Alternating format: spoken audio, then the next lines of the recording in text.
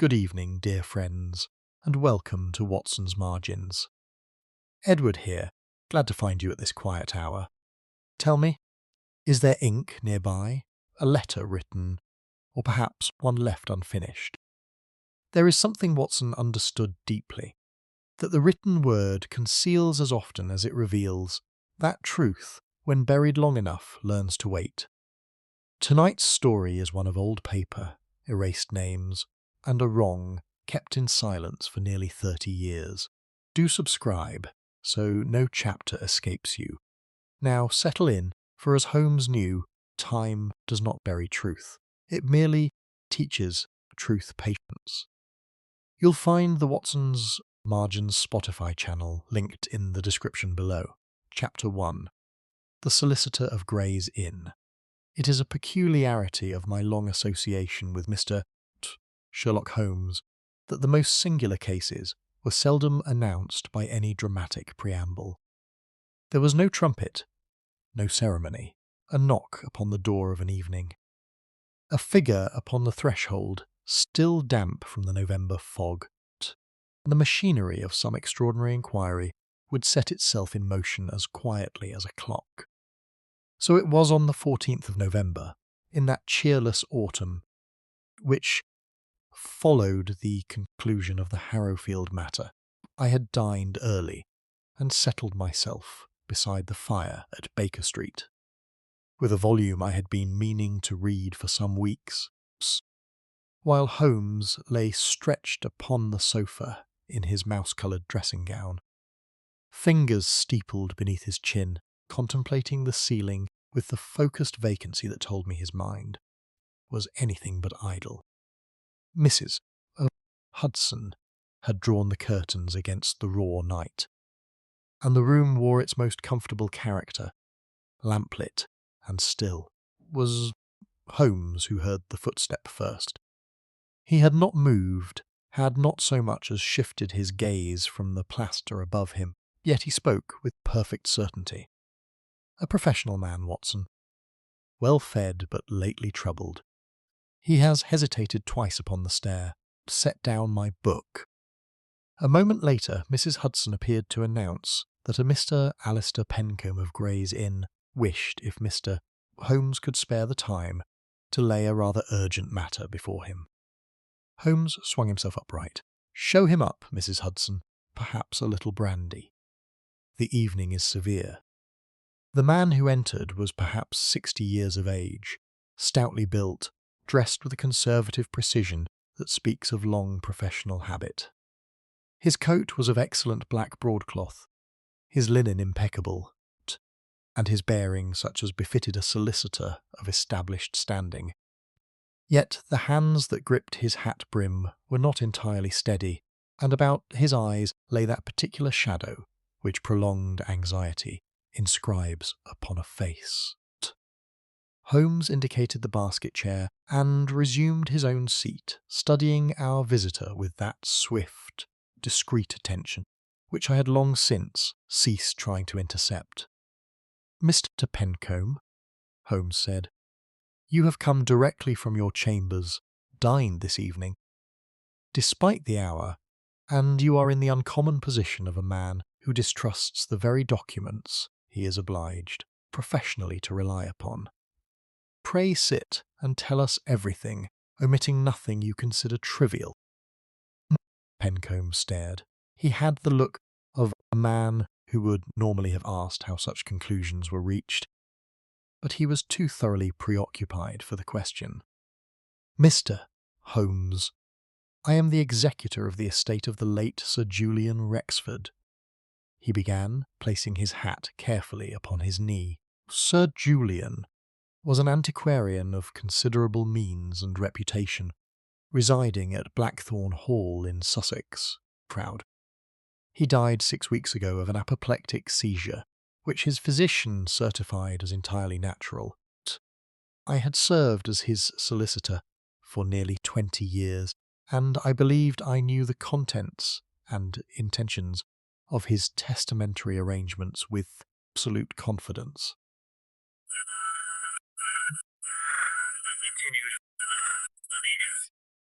3 days ago, in the course of probate proceedings, a set of letters testamentary was filed at court, which I had never seen. They bore every visible mark of authenticity. Sir Julian's signature, his seal, the correct paper, the correct dating. In form they were beyond reproach, of course. Yet their provisions departed radically from everything Sir Julian had expressed to me over the course of our professional relationship. In what respect? Holmes asked. His niece, Miss Evelyn Rexford, the young woman he raised as his own from the age of 7, being entirely disinherited. A distant beneficiary, previously unmentioned in any communication I ever received from Sir Julian, inherits the greater portion of the estate. I leaned forward. And who is this beneficiary? A Captain Adrian Vale, who served as Sir Julian's ward for several years in his youth. He is not without a connection to the family, yet the extent of the provision made for him defies any understanding of Sir Julian's expressed wishes. Holmes had taken up his pipe and was turning it slowly in his fingers without lighting it. You say the documents are forgeries. What is the basis for your conviction, beyond your personal knowledge of Sir Julian's intentions? Several of the household staff have confirmed that Sir Julian referred to the existing will on more than one occasion in his final months. Moreover, in the weeks before his death, he was markedly agitated. Pencombe's voice dropped. He repeated, 3 separate occasions within my hearing. A phrase which struck me as bizarre at the time, and which I have since been unable to dismiss. He said, "Mr. Holmes, the dead return through ink." Holmes's eyes sharpened. He said nothing for a moment. There are other persons of significance in this affair, Pencombe continued, drawing a folded paper from his coat.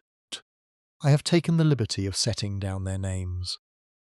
Evelyn Rexford, Sir Julian's niece, resides at the Hall, along with Mrs. Beatrice Coldharbour, the housekeeper, who has served the family these 40 years. Captain Vale is presently at the Hall as well, nominally in a posture of grief, though he is the principal beneficiary of the disputed instrument. There is also Mr. Lionel Dacre, barrister, retained to oversee the probate proceedings, and Reverend Matthew Sloane, clergyman of the parish, who was among Sir Julian's oldest intimates. And these individuals, Holmes said, the matter of Sir Julian's older family papers arises. How do they conduct themselves? Pencombe regarded him with some surprise. Already perceived it. Answer the question, if you please. They become restrained, measured, though selecting every word with unusual care. Even Miss Rexford, who is by nature forthright, grows evasive when the subject of the earlier Rexford history is raised. Holmes set down his unlit pipe and rose, moving to the window.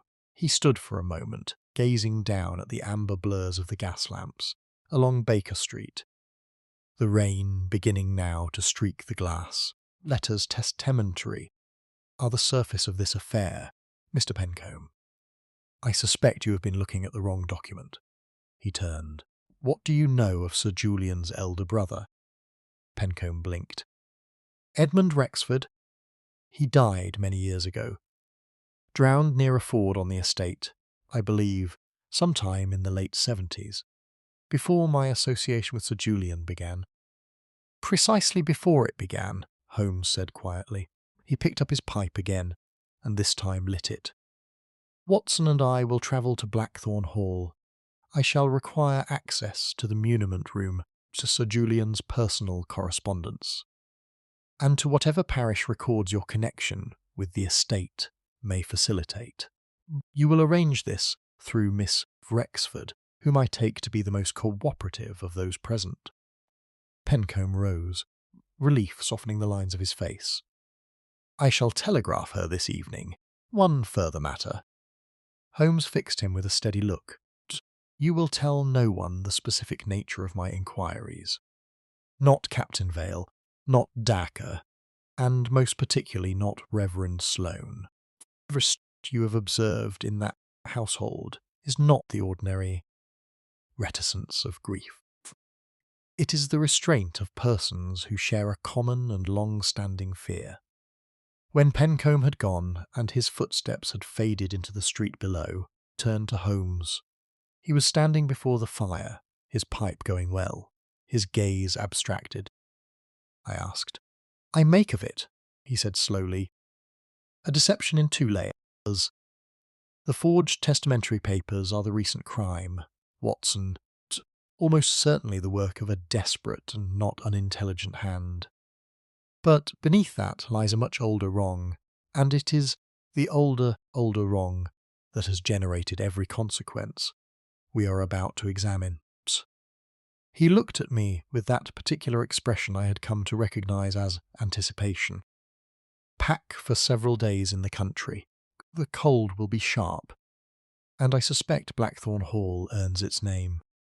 I did as he suggested, and as I folded my things that night in the lamplight, a peculiar phrase returned to me with a quality I could not readily dismiss. The dead return through ink. Sir Julian Rexford had spoken it in fear. And whatever he had meant, Holmes's expression, when he heard it, had not been one of puzzlement. It had been one of recognition. Chapter 2. The Locked Muniment Room. Blackthorn Hall announced itself before we reached its gates. Carriage had been climbing a low Sussex ridge for the better part of an hour. The afternoon light thinning through bare elms, when the house came into view against a colourless sky.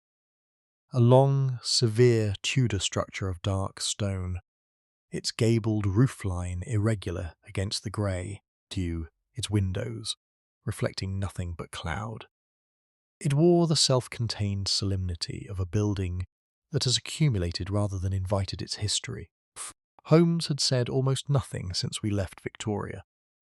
He had watched the countryside withdraw into winter, with the distant attention he applied to problems not yet ripe for speech. Only as the carriage turned between the stone pillars at the gate did he rouse himself. "Note the south wing, Watson.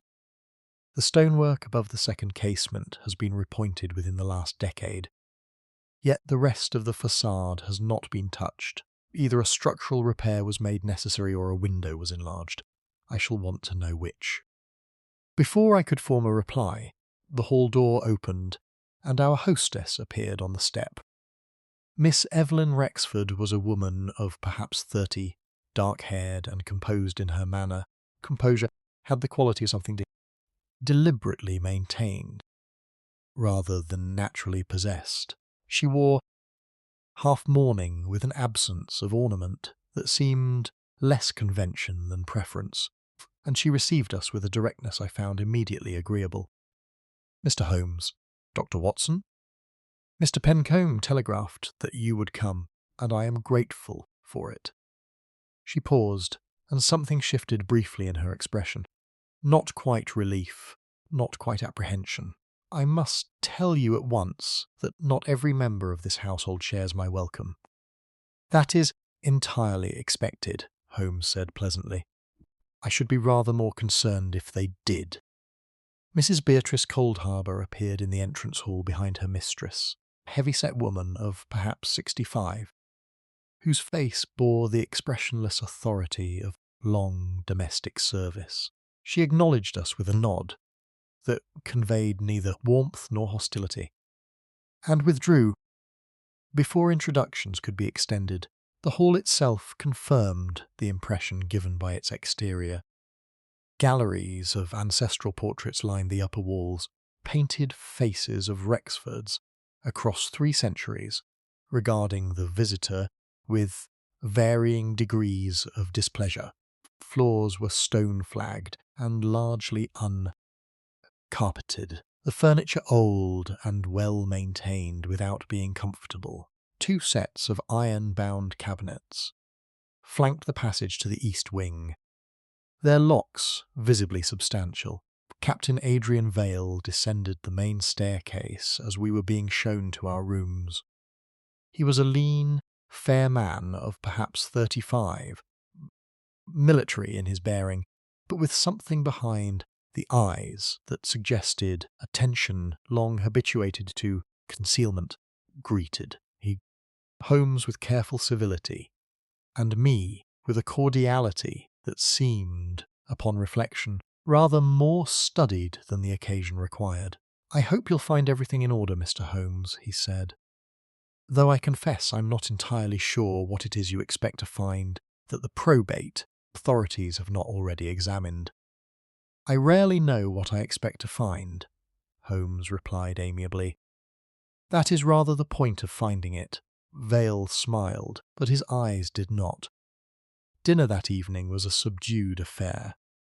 Reverend Matthew Sloane had arrived in the afternoon, a tall, spare man in his late 60s, whose clerical collar framed a face of genuine intelligence, shadowed by what I can only describe as a chronic unease.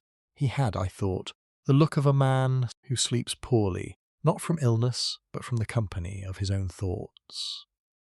Mr. Lionel Dacre, the barrister overseeing probate, occupied the seat opposite me. He was nearer 50, florid and precise, the barrister's habit of weighing words before releasing them. He ate well, and spoke economically, watching Holmes with unconcealed curiosity. It was Reverend Sloane who inadvertently disturbed the surface of things.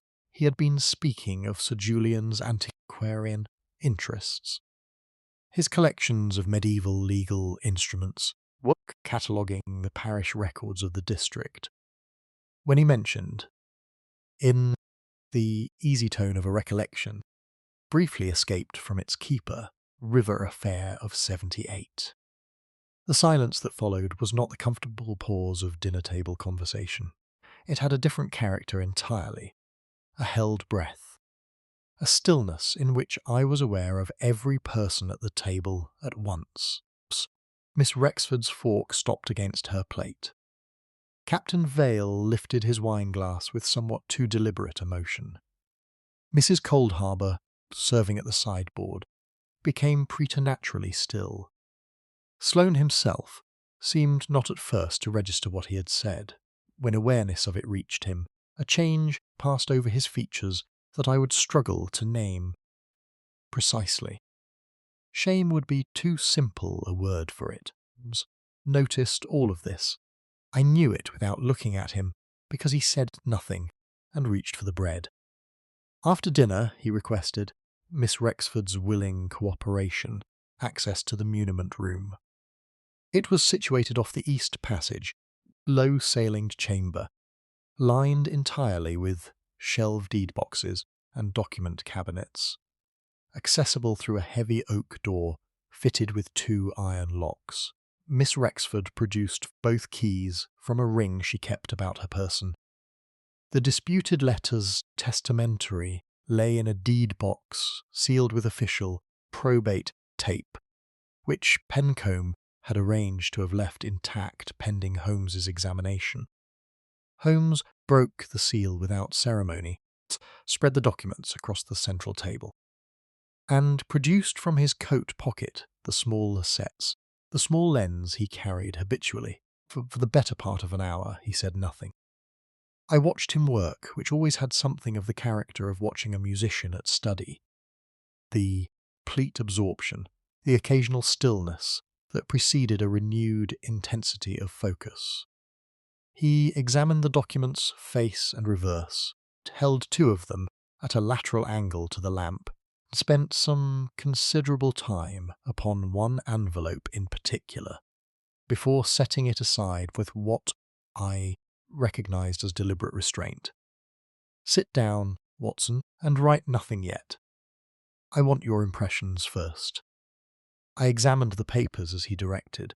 The signature was, to my untrained eye, faultless. The paper was aged and entirely consistent with Sir Julian's other correspondence. The seals appeared intact. "The seals," I said, "Precisely the seals." I looked more closely. Along the lower edge of one seal there was an irregularity. Not a crack, but a subtle discontinuity in the wax surface, as though the seal had been softened and reset with great care. Unless one were looking for it, it would not declare itself. "It has been reheated," I said. "Applied over erased material, I think, rather than merely reheated in place." Now the ledger. He drew a bound index from the adjacent cabinet and opened it to a page mid-volume. The hand throughout was consistent. A formal, precise clerical script, save for 3 entries on the lower half of one page, where the ink, while carefully matched, had a faintly different lustre visible under close examination. "Different pen," I said, same hand attempting to disguise the difference in the medium. Holmes gave me the brief, appreciating nod that served him for a compliment. "Now this." He extended the envelope he had set aside earlier, tilting it so that the lamplight struck it at a low angle, against the surface of the paper, barely visible but unmistakable, were the ghost lines of pencilled notations that had been erased and written over. "The original addressee," Holmes said quietly. "Removed but not entirely destroyed." He straightened and looked about the room with the expression of a man who has confirmed a suspicion, but found it to open rather than close the question. "The forger knew this house," he said. "Knew its papers, its seals, the precise character of Sir Julian's archive. This is not the work of an opportunist who acquired documents by chance." He turned off his lens and pocketed it. "It is the work of someone for whom these papers held a meaning that long predates Sir Julian's death." He told me nothing further that night. As we made our way back along the east passage to the upper hall, he paused once before the row of Rexford portraits and studied a particular canvas for a long moment without speaking. It depicted a young man of perhaps 25, fair-haired and straight-backed, painted in the confident manner of the 1870s. There was no nameplate beneath it. I slept poorly. The house had a quality of watchfulness that the hour did not dispel. And twice in the early morning I heard footsteps somewhere below. Careful, unhurried footsteps that ceased before I could determine their direction. By the time I descended at 8 o'clock, I found Holmes already at the breakfast table, entirely composed, with a cup of cold tea before him, and a letter from Pencombe open in his hand. He glanced up. "The older wrong, Watson," he said, with the quiet satisfaction of a thought confirmed. "The older wrong is where everything begins. Chapter 3. Death beneath the gallery stair." I was awakened at 5:30 by a sound I could not immediately place. Not loud, not violent, but carrying through the fabric of the old house with the particular resonance of stone and timber, that amplifies what it cannot muffle. Single heavy impact, followed by a stillness more pronounced than the silence that had preceded it. I lay for a moment with the trained alertness of a man who has served in the field, then reached for my dressing gown. Holmes was already in the corridor. He had not, I suspected, been to bed at all. He wore his coat over his dressing gown. In his hand was the small dark lantern he carried on nocturnal inquiries. He said nothing, but indicated the direction of the main staircases with a tilt of his head. We found Lionel Dacre at the foot of the gallery stairs. He lay upon his back on the stone flags at the base of the lower flight, one arm extended, the other folded beneath him at an angle that told its own story. My medical training asserted itself before grief or shock could intervene, and I knelt beside him, with the lantern held low. The examination was brief. He was quite dead, the back of the skull having sustained a severe impact. The attitude of the body suggested a fall from some height. The upper gallery landing was perhaps 20 feet above, I stood and said what had to be said. Holmes did not respond immediately.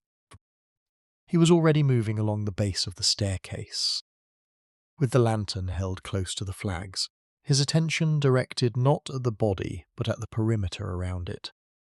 He circled twice with that unhurried, meticulous patience that I had long since stopped finding strange, and then crouched beside the outstretched hand. Dacre's fingers were clenched around a fold of paper, partly burned, its lower half reduced almost to a fan of grey ash that crumbled as Holmes carefully separated the intact portion and held it to the light. I could make out the heading of what appeared to be a legal memorandum. 2 lines of text, partial date, before the document had been consumed. Holmes set it aside on the lowest step without touching the ash.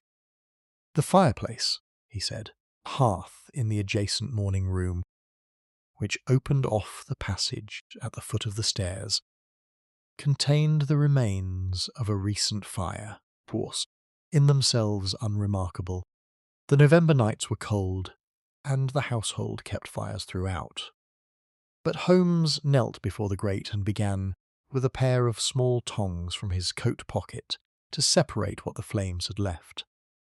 I watched over his shoulder as he extracted, in sequence, several charred fragments of legal parchment, the largest no bigger than a visiting card. A flattened disc of sealing wax, dark red and partially melted, bearing the faint impression of a signet.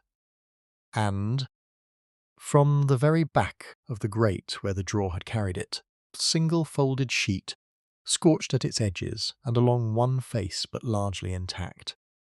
He did not open this last item. He placed it carefully within the oilskin case he carried for exactly such eventualities, and returned it to his pocket.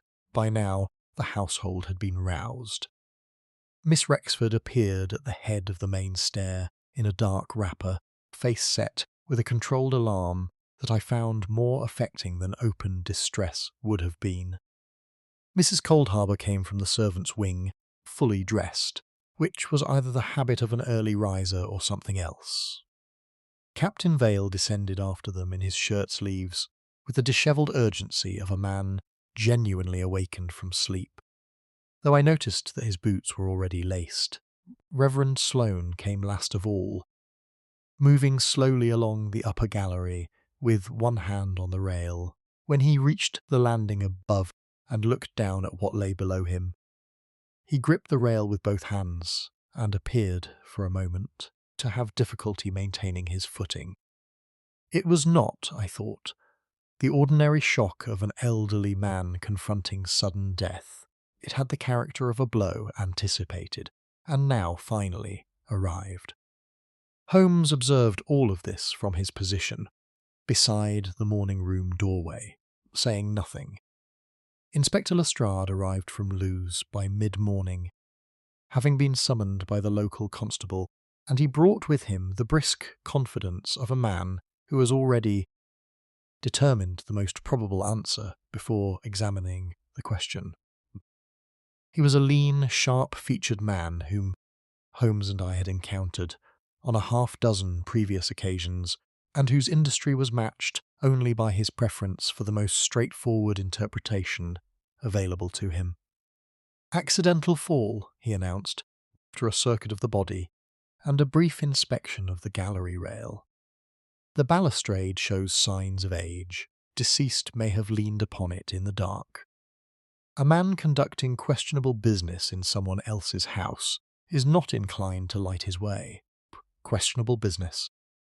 Holmes repeated from the window embrasure where he had stationed himself. "What leads you there, Lestrade?" "Burned documents in the grate. And this."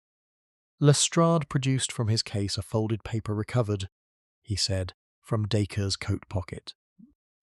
A note in Dacre's own hand, detailing sums in connection with the Rexford probate, the figures suggest. He was aware of rather more regarding these forged letters than a disinterested barrister ought to have been. He looked at Holmes with the expression of a man presenting a hand he considers strong. "It's blackmail, Mr. Holmes. Dacre knew who forged the testamentary papers and was extracting payment for his silence. He was killed in a struggle, probably in the gallery. The person he was extorting lost patience. It was not an unreasonable theory, and I could see the household absorbing it with varying degrees of acceptance. Miss Rexford pressed her lips together and said nothing. Sloane, seated now in the morning room, passed a hand slowly across his face. Vale stood with his arms folded and his gaze directed at the middle distance, in the manner of a man carefully arranging his expression. "Captain Vale," Lestrade continued, with the directness that was his particular quality, "told there was a disagreement between yourself and the deceased yesterday afternoon." "A disagreement," Vale said. "There are disagreements, and there are disagreements, Inspector. Dacre and I differed over a point relating to the probate schedule. It was not amicable. It was also not unusual between a man awaiting judgment on a disputed inheritance and the barrister nominally administering the process. Witnesses heard raised voices. Witnesses heard a discussion in which one party was unwilling to accept what he was being told. Party was Dacre. Holmes had left the window embrasure during this exchange and moved, with apparent aimlessness, to the foot of the gallery stair. He stood looking upward for a moment, then turned and considered the floor, the doorway, the angle of the morning room entrance. I knew better than to interrupt whatever he was assembling. Later, Lestrade had taken his constable and his theory along to the east passage. Holmes came to stand beside me near the morning room fire. He spoke quietly and without prelude. "Lestrade is half right, which is almost more dangerous than being entirely wrong. There was blackmail. Dacre did know something. But the struggle, if there was one, did not occur at the gallery rail." He glanced toward the stair. "There is no disturbance to the dust on the upper balustrade consistent with a man's weight thrown against it. The fall was from higher up, and from a point where the flags at the base are not in direct line with the lower rail." I followed his reasoning, pushed from further along the gallery. "Or he did not fall at all in the way that has been assumed." He said no more on the subject. Before luncheon, Mrs. Coldharbour was observed in the upper gallery, carrying a framed portrait from its position on the south wall. Holmes, passing in the corridor below, watched her progress. She moved with the deliberate purpose of a woman performing a task she had been contemplating for some time, not the agitated improvisation of alarm. Holmes did not stop her. That evening, as we sat in the small study Miss Rexford had placed at our disposal, Holmes said the thing that had been forming, I felt, since our first evening at Blackthorn Hall. "This household does not fear the discovery of a murder, Watson. A household that feared. Only that would be protecting itself against the present. What I observe here is something older and more ingrained. The fear of a particular exposure. Each of them behaves as though the wrong revealed would be not Dacre's death, but something beneath it, something the death has now brought uncomfortably close to the surface." He looked into the fire. "Lestrade is hunting the man who pushed Dacre. I am more interested in what Dacre had found." Chapter 4. The erased signature. Holmes did not sleep that second night. I know this because at 3 a.m. I was drawn from a shallow and unsatisfying rest by the smell of tobacco drifting beneath my door, and when I rose and looked into the passage, I found his study lamp still burning at its full height. I did not disturb him. There are periods in an investigation when Holmes requires solitude, as a surgeon requires silence. And interruption however well-intentioned, costs more than it contributes. By the time I descended at 7, he had already breakfasted and arranged the disputed letters Testamentary across the study table in an order that corresponded to no sequence I could immediately identify. Beside them stood 3 small glass vessels, 2 fine brushes, the portable chemical case he invariably brought on cases of any complexity. The room smelled faintly of iron and something sharper beneath it. Acetic acid, I thought, or something related. "Close the door," he said, without looking up. I did so, and drew a chair to the opposite side of the table. He was working upon the central document with a brush, so fine it might have served a miniaturist, applying a solution from the smallest of the 3 vessels to a precise area of the page immediately below the principal signature. Prue. "What you will observe in approximately 90 seconds," he said, with the absorbed calm of a man reporting a known experiment, "is the consequence of iron gall ink applied over a surface from which a previous inscription has been removed by chemical means rather than physical abrasion. The remover was thorough but not complete. The original iron compounds remain in the paper fibres, quantities too small for the unaided eye, but sufficient to respond to what I am applying now." I watched. The paper was still for a long moment, hopes, and then, with a gradual faint deliberateness that had something almost spectral about it, a shape began to darken beneath the surface of the overwritten text. Not a word, not immediately, but the ghost of letter forms. An ascender here, a closed curve there, assembling themselves with agonizing patience from the substrate of the page. "Good heavens," I said quietly. "A name," Holmes said.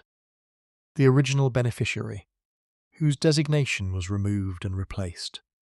The paper was aged, genuine, unimpeachable in provenance, rather than fabricate an entirely new document. Our forger elected to operate upon an authentic instrument. A considerable refinement, Watson. This was not the work of a common fraudster." Within another minute I could make out with effort enough of the original inscription to understand that the erased name was not Captain Vale's. "Who was the original beneficiary?" I asked. Holmes straightened and set down his brush. "I shall tell you what I can determine from the surviving letter forms, which is not yet the complete name. Given name begins with an E. The surname is Rexford." He looked at me steadily. "Not Evelyn Rexford. The hand is too formal, the designation too precisely legal, for an informal family member's notation. This is a testamentary instrument that originally made provision for an Edmund Rexford. The name settled in the room with the weight of a stone dropped into still water. I thought back to Pencombe's account. Sir Julian's elder brother, drowned near Merrow Ford in 1878, his death transferring the title and fortune to Julian. A man presumably dead for nearly 3 decades. Dead man cannot inherit, I said. A dead man cannot, but a dead man's issue can. Holmes moved to the window, clasping his hands behind him. The document was not attempting to restore Edmund himself. It was attempting to restore his bloodline. The forger was correcting, not inventing. Working backward through the legal record to establish a claim that a genuine inheritance law would have recognised. Had Edmund survived, or had his connections been publicly acknowledged at the time? Lestrade appeared mid-morning with the renewed vigour of a man who has slept well, and confirmed his working theory. I said to Rude. He settled himself in the morning room, with a constable at his elbow, and produced in sequence the fruits of his previous day's inquiries. Captain Vale, it emerged, had accumulated debts at 3 separate London establishments of the kind that do not send polite reminders. Total was considerable. Holmes caught my eye briefly when the figure was mentioned, but said nothing. Lestrade further disclosed that Dacre had, within the preceding 4 months, purchased a property in Wiltshire of a value inconsistent with his professional income, payment from a private source, the inspector believed connected to his knowledge of the forgery. "And Miss Rexford?" Holmes asked. Lestrade shrugged. "Stands to lose everything under the disputed instrument. Motive for forgery, you'd say. Except the forgery works against her. She's not my candidate." "No," Holmes agreed. "She is not," Lestrade pressed on. Vale had possessed access to the muniment room. Miss Rexford confirmed that Vale had requested the keys. On one occasion several weeks earlier, ostensibly to locate a photograph from Sir Julian's personal albums. Vale had quarrelled with Dacre. Vale had attempted to leave the hall on the morning after Dacre's death, intercepted only by Lestrade's constable at the gatehouse lane. It was a coherent structure, and I will not pretend that, sitting in that morning room with November pressing grey against the windows, I was entirely unmoved by its coherence. The evidence arranged itself around Vale with the compulsive tidiness of a case that wants to be closed. Holmes, for his part, had assumed the expression I had come to associate, not with satisfaction, but with active resistance, to a conclusion that was presenting itself too readily. "One question, Lestrade," he said. The memorandum recovered from Dacre's hand. "Does your laboratory make of the ash?" Lestrade blinked. "It was burned, in the struggle presumably, or just before." "Just before," Holmes said, "or several days before. The distinction matters enormously, and I suspect your laboratory has not yet been asked to make it." He rose. "I have a small errand this afternoon, Watson, if you will excuse me until this evening. There is a village some 4 miles to the northwest of here, parish church, I should like to examine before the light goes entirely." He declined to say more. Lestrade watched him go with the practised resignation of a man long accustomed to being kept one step to the left of the principal action. I remained at the hall and occupied the afternoon, by more conventional means, speaking with Miss Rexford in the library, with what I hoped was a naturalness sufficient to conceal that I was, in Holmes's absence, extending the inquiry by other methods. She was, as I had initially judged, a woman of considerable intelligence and equally considerable constraint. She spoke of her uncle with genuine warmth of the disputed will, with a composed anger she had evidently been maintaining for some weeks. When I asked, carefully, about Captain Vale's history with the family, his adoption, the years of Sir Julian's wardship, she answered directly until I reached the period before her own arrival at Blackthorn Hall. There she paused. "I was 7 when I came here," she said. Captain Vale had already been with my uncle for 2 years by then. He was perhaps 10 years old, quiet boy. He never spoke of his parentage, and my uncle never invited the question. She looked at the fire. I once asked Mrs. Coldharbour, when I was perhaps 14, why Adrian never mentioned a mother or father. She said some things in a household are understood rather than discussed. Short silence. I stopped asking. Holmes returned after dark, his boots wet and his manner carrying that particular quiet energy which indicated discovery rather than disappointment. He said nothing informative at dinner, deflecting Lestrade's questions with a blandness that clearly irritated the inspector. And it was only when we were alone in the study, fire built up against the cold, that he set his findings before me.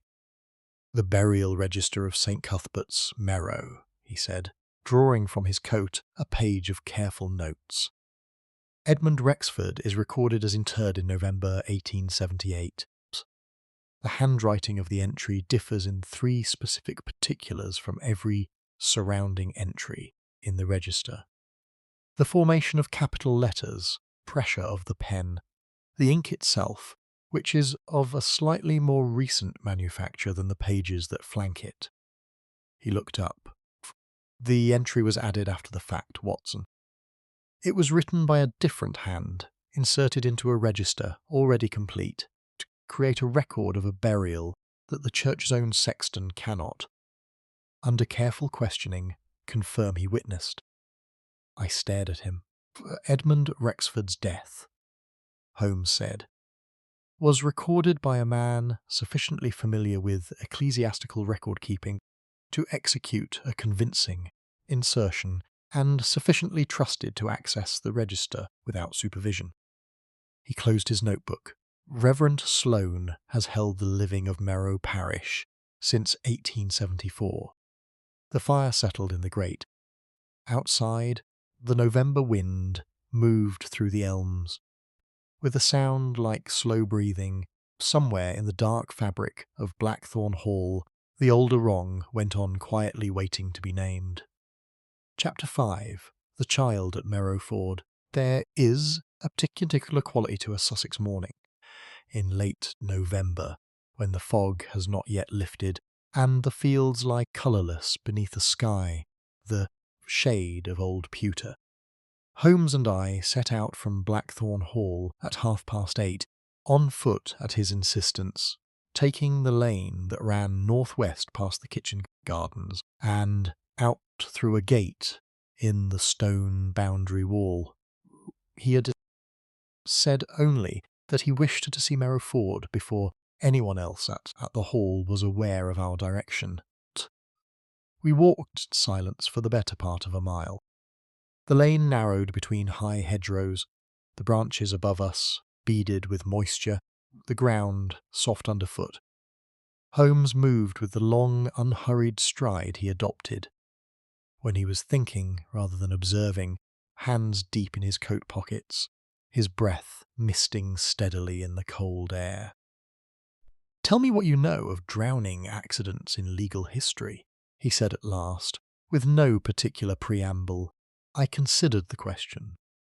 In cases of disputed inheritance, they arise with a certain frequency. The absence of a body has historically complicated the presumption of death.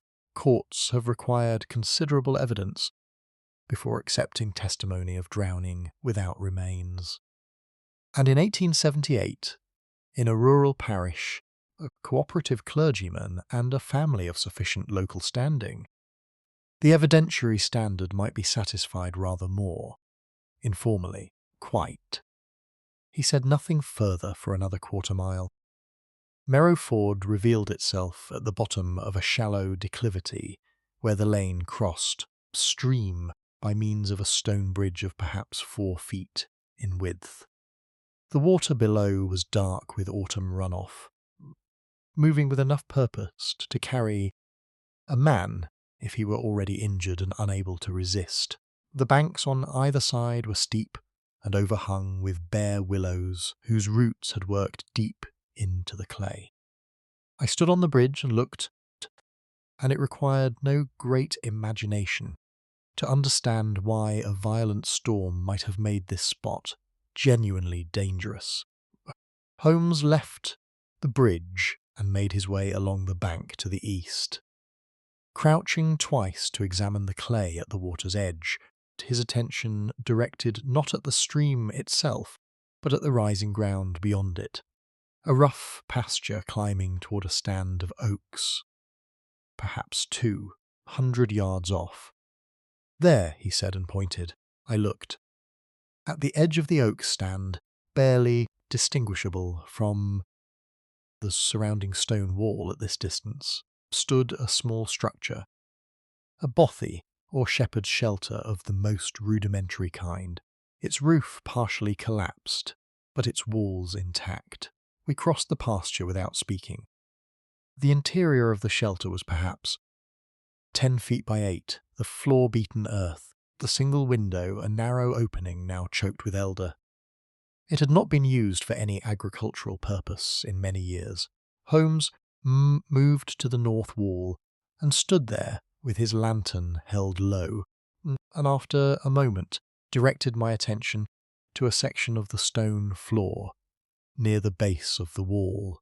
The earth there had a different character from the rest, compacted differently, disturbed and resettled, the colour a fraction darker.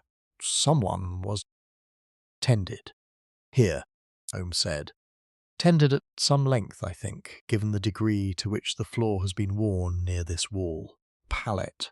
A pallet, or a bedroll here.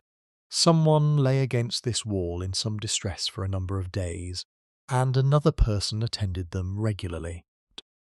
The elder has blocked the window for at least 15 years, but before that this room received adequate light, it would have served well enough for a man who could not be moved to a house. I felt the weight of it settling. Edmund Rexford, injured after the confrontation near the ford. For there was a confrontation, I am increasingly certain, and brought here rather than to Blackthorn Hall, where Julian would have known at once that his brother had not drowned, brought here, and tended by someone who knew of the quarrel and had cause to keep Edmund's survival from becoming general knowledge. I thought of Mrs. Coldharbour, the word Miss Rexford had used. Nursemaid. A woman who had served the Rexford family for 40 years had arrived at Blackthorn Hall long before Miss Rexford's own coming, who had carried that old portrait from the gallery wall before dawn. On the morning after Dacre's death, with the composure of a woman enacting a decision long since made, I said as much to Holmes. He listened with his head slightly inclined, in the manner that meant he was measuring what I offered against what he had already assembled. Mrs. Coldharbour is certainly central to the concealment, he agreed. But her role, I think, was custodial rather than original. She preserved the secret, she did not create it. He straightened and moved to the doorway of the shelter, looking back across the pasture toward the ford. The secret was created by a man with ecclesiastical authority, access to formal records, relationship with Edmund Rexford close enough that a dying man would have sent for him. Sloane, who was, you will recall, described by Pencombe as one of Sir Julian's oldest intimates. Before he was Julian's confidant, I suspect he was Edmund's. The living of Merrow Parish placed him precisely here, precisely when it mattered. We made our way back to the lane. The fog was beginning to thin, pale shape of the winter sun becoming visible above the hedgerow to the southeast. Holmes walked with more energy now, the set of his jaw carrying a resolution that told me the morning had confirmed rather than redirected his thinking.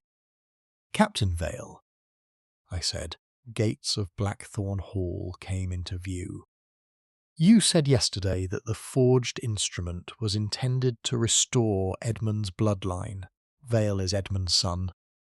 Illegitimate, perhaps, or perhaps not. Then the entire construction of the forgery becomes not a theft, but a restitution. Yes. Which means Vale may have known his own origins. It means someone wanted him to benefit from those origins. Whether Vale knew, or was an instrument rather than a conspirator, is a distinction I have not yet resolved." He paused at the gate. "There is one further element, Watson. Mrs. Coldharbour served as nursemaid to a child. Miss Rexford told you so, and described it as connected to the incident at the ford." He looked at me directly. "A nursemaid attends a child, not a grown man. Edmund Rexford in 1878 was in his late 20s. If Mrs. Coldharbour's role at the shelter was as nursemaid rather than nurse, then there was a child at Merrow Ford." The implication required a moment to arrange itself fully. "Vale would have been an infant," I said, "or not yet born, which would place his mother in this story. A figure we have not yet identified. and which would mean that Julian Rexford's decision to take the boy as his ward was not an act of random generosity. Holmes pushed open the gate. It was a form of acknowledgement. Guilty, private, and entirely characteristic of a man, Sir Julian appears to have been, capable of obligation without candour. Lestrade was waiting in the entrance hall with the baffled impatience of a man whose theory has encountered an obstacle he cannot see around. He had received, it appeared, a response to inquiries he had telegraphed to Vale's regiment, and the information did not fit cleanly into the structure he had been constructing. "Vale's debts are real enough," he said to Holmes, with the directness of a man conceding partial ground. "But the regiment confirms he was in South Africa at the time the muniment room keys were last used, according to Miss Rexford's recollection, 6 weeks before Sir Julian's death." Holmes received this without visible satisfaction. "Thank you, Lestrade. It is useful to know where the impossible resides in a theory. It saves one from travelling in that direction." Lestrade stared. "Then you don't think it's Vale?" "I think Captain Vale is the reason for this whole affair," Holmes said, moving toward the staircase. "Pooh. Whether he is also the cause of Dacre's death is an entirely separate question, and one that requires rather more than a motive and a set of keys." That afternoon Holmes sought out Mrs. Coldharbour. I was not present for the conversation. He conducted it privately, in the small room off the kitchen that served as her sitting room, and it lasted the better part of an hour. When he emerged, he said nothing to me directly, but at dinner I noticed that Mrs. Coldharbour did not appear at the sideboard, and that her absence went unquestioned by every member of the household, except Miss Rexford, glanced once toward the door with an expression I could not fully read. Holmes ate sparingly and spoke only of inconsequential things. That evening, when I brought him a second cup of tea in the study, he looked up from the notes he had been arranging and said, with a quiet certainty that closed something which had until that moment remained open, "Edmund Rexford did not drown in that stream, Watson. He was carried to the shelter at the edge of the pasture by Mrs. Coldharbour, at the instruction of Reverend Sloane, and he survived the immediate injury. He lived for several days. His son was not yet born. He returned to his notes. The rest," he said, "is a matter of who let him die." Chapter 6. The Second Brother. Rain came overnight and was still falling at breakfast, a steady, purposeful Sussex rain that darkened the stone of the hall and turned the kitchen garden to mud. The lamps were lit by 9 o'clock. Holmes had asked Miss Rexford, with quiet specificity, whether we might have the use of the library for the full morning, and she had agreed without question, which told me something about the degree of trust she had extended to him in the absence of any explicit declaration of progress. He had arranged upon the library table, by the time I joined him, a collection of documents that represented the cumulative harvest of our days at Blackthorn Hall, forged letters testamentary in their original order, a traced copy of the erased signature, 3 letters from Sir Julian's personal correspondence, selected from the archive with a deliberateness I had not witnessed, but could infer from position at the centre of the arrangement, and a small water-stained pocket diary which I did not recognise. "Where did that come from?" I asked. "Mrs. Coldharbour's sitting room. She gave it to me yesterday afternoon without being asked. She had been deciding, I think, whether to give it to someone for a very long time." He picked it up with a care that acknowledged its age. "It belonged to Edmund Rexford. She kept it for nearly 30 years. He set it before me, open to the final entries. The handwriting was a man's hand, educated and ordinarily firm, but the The last pages had been written under conditions that made firmness impossible. The letters were uneven, the pressure variable, the lines occasionally drifting from the horizontal. A man writing in pain and probably in poor light. I read in silence. The entries covered perhaps 2 weeks. Edmund Rexford had been at Blackthorn Hall in the autumn of 1878 to confront his brother Julian over a matter he described, in the compressed phrasing of a man who assumed no other reader, as the trust business.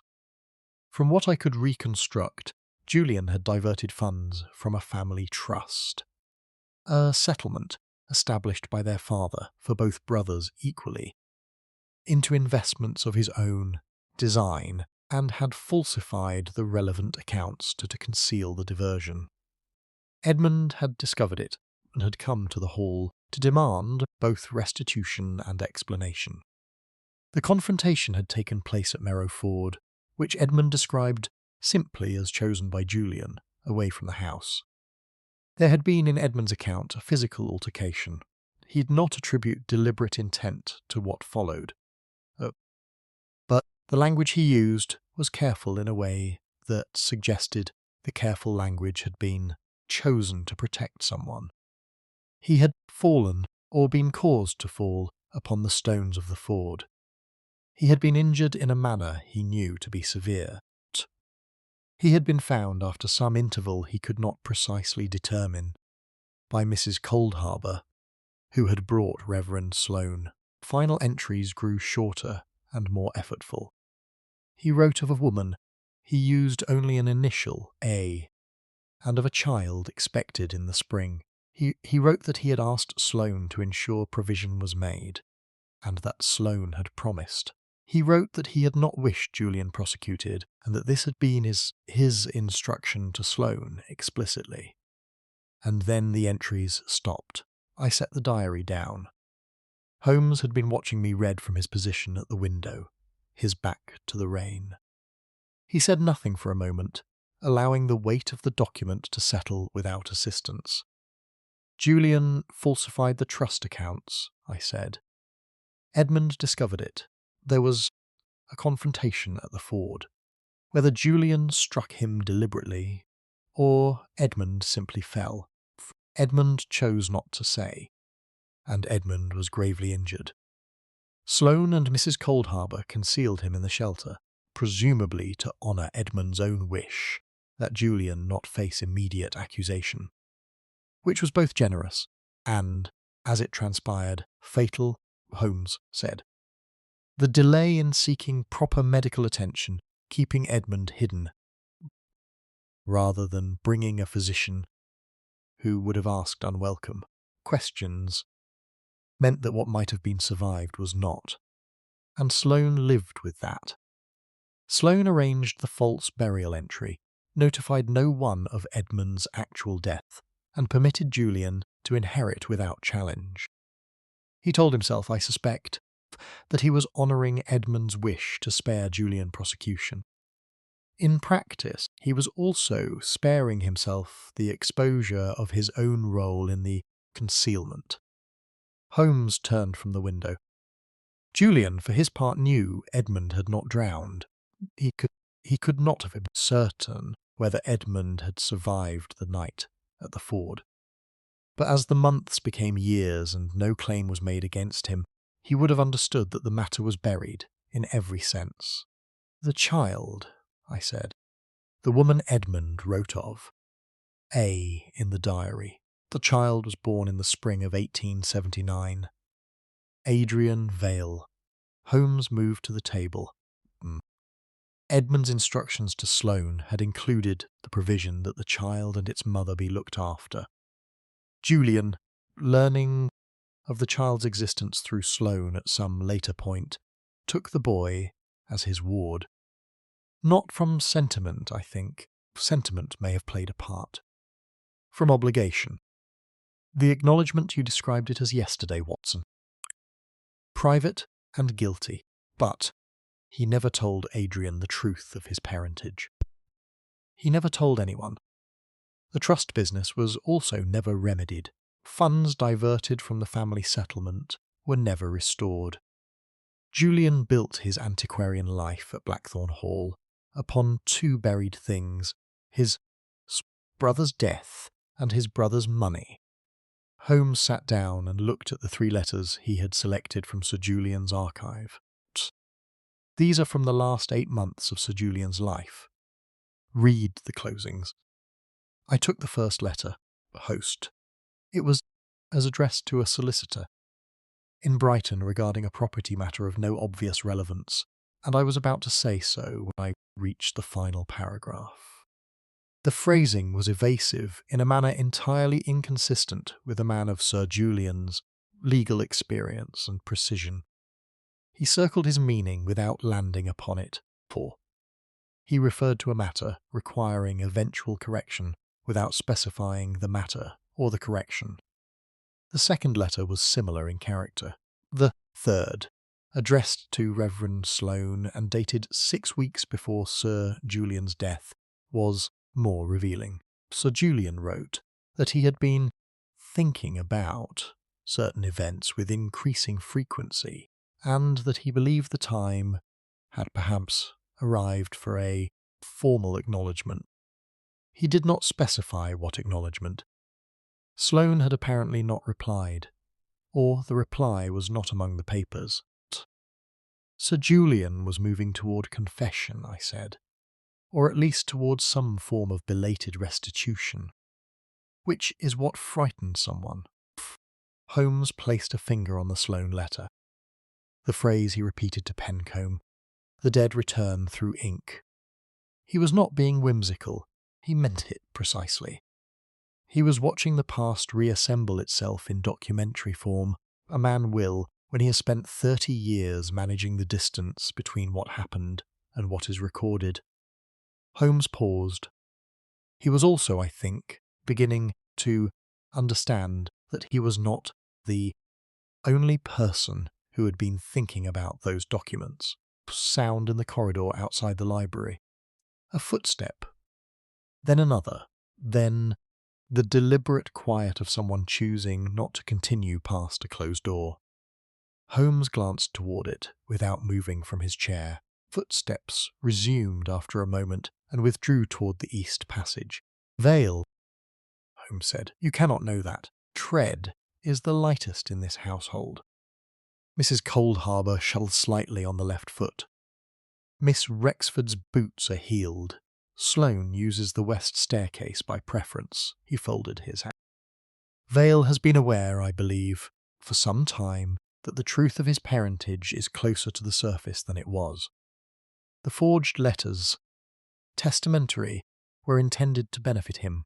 Whether he was party to their creation or merely their intended recipient is the distinction that remains. I thought of the lean, careful man on the staircase that first evening. His studied civility, the tension he wore like a second coat. A man waiting, perhaps, for a truth he had been circling all his life without being permitted to approach directly. Is he in danger? I asked. Holmes considered this with more deliberateness than the question might ordinarily have warranted. Not from the truth, he said.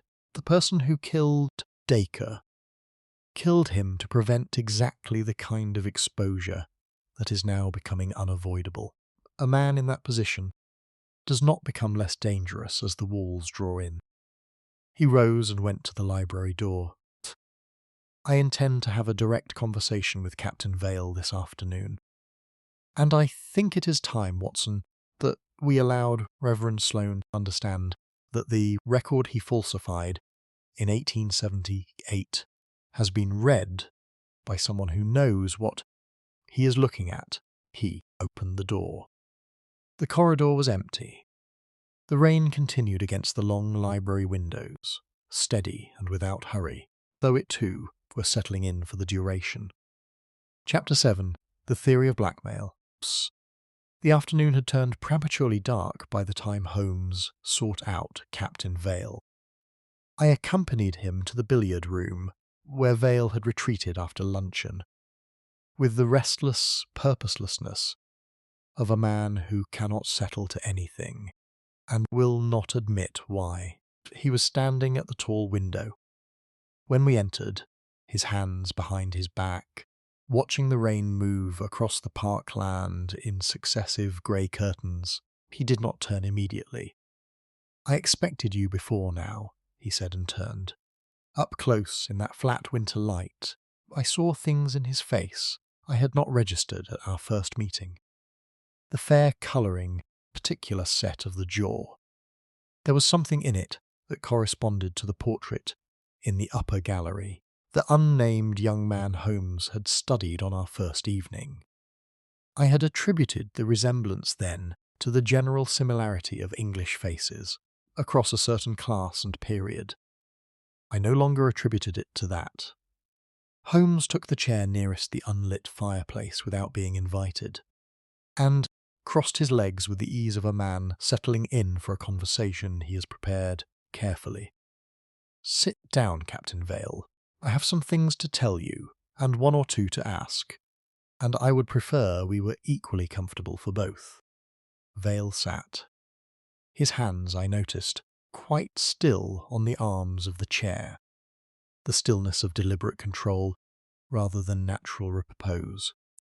"Your father was Edmund Rexford," Holmes said, without introduction or qualification. "He did not drown at Merrowford in November 1878.